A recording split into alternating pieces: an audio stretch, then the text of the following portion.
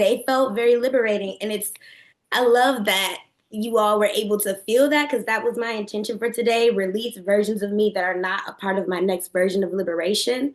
And those parts were the shamed and dimmed versions of myself, the fearful side of the little girl in me.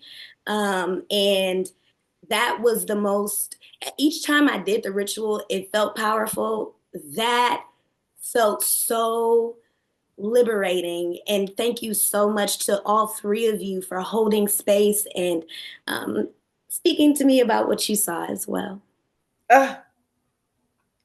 Thank you. I'm here for this, y'all.